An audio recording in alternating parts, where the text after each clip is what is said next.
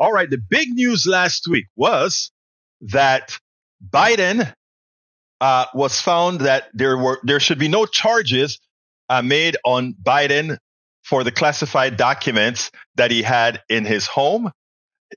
Why? Because just like former Vice President Pence, he gave complete support. He self-reported that he had these classified documents, and he gave carte blanche to the investigators to come in and go through his entire house at will. And they found that he did nothing to try to hide that he had the documents or that it was there for some particular reason. So that is a real story. Just like Mike Pence, when Mike Pence was exonerated, that was a story. He was exonerated. It was over. But the prosecutor decided to put some extraneous information in the report, just like they did back in the day of Trump in the opposite regards, where the report was damning against Trump, but the beginning of the report, the title page of the report, they made it seem as if, oh, there was nothing here to look at. The opposite occurred with Biden. Biden was, they put in that report that Biden was somehow confused, and even if we try to take him to trial, he would just come across as a sympathetic, forgetful old man. I'm paraphrasing, of course. But none of that belonged in the document. It turns out that the guy was exonerated. End of story. Just like it was end of story for Pence. But no, that wasn't enough.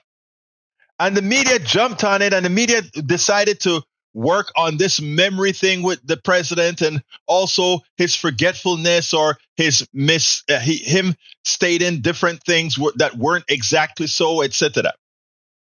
They made a big issue out of it, but somehow they don't make that issue out of the stupidity out of Trump's mouth, which is a constancy. Even while Trump was president, he said nonsensical things, using lasers inserted into your body, putting bleach inside of your body. I mean, ridiculous statements that this guy always made because of his lack of any modicum of intellect, right? Okay. I was happy to see Jake Tapper and how Jake Tapper contrasted what Biden had to say with the inept person that Donald Trump is. And, recently at KPFT, we had a caller that called in and said, stop talking about Trump.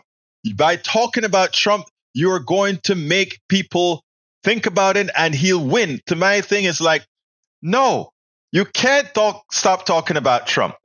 Because again, not talking about Trump normalizes him.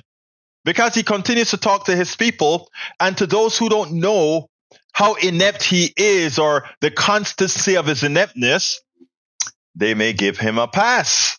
So no, we have to keep talking about the orange man, because the orange man is a clear and present danger. And if people are not reminded of this, it will be an issue. So check out what Tapper did, and then we'll take it on the other side.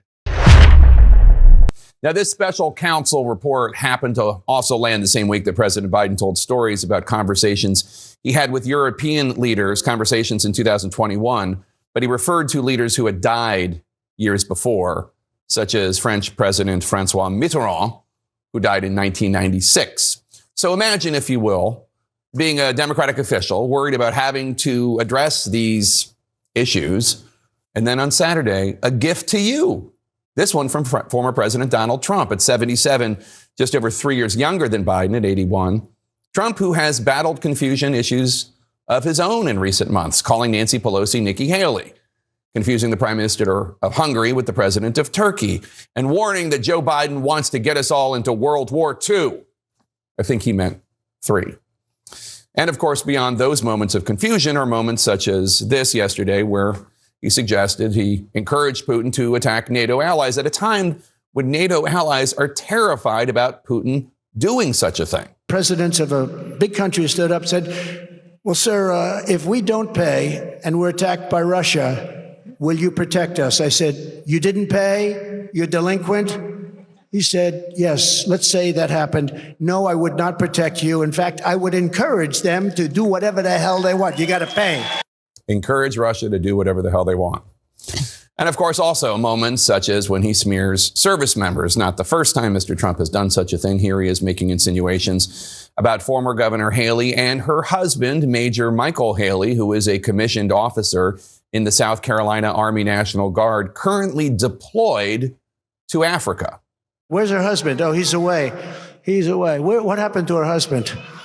What happened to her husband? Where is he? He's gone. He's serving his country, Mr. Trump.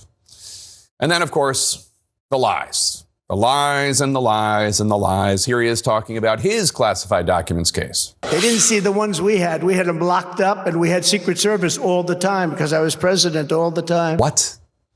Here are the documents. Decidedly not locked up at Mar-a-Lago. Here they are in a ballroom. Here they are in a bathroom. And this was after his presidency, not during. Welcome to the next 9 months, if not longer. And we are only getting started. Jake Tapper nails it.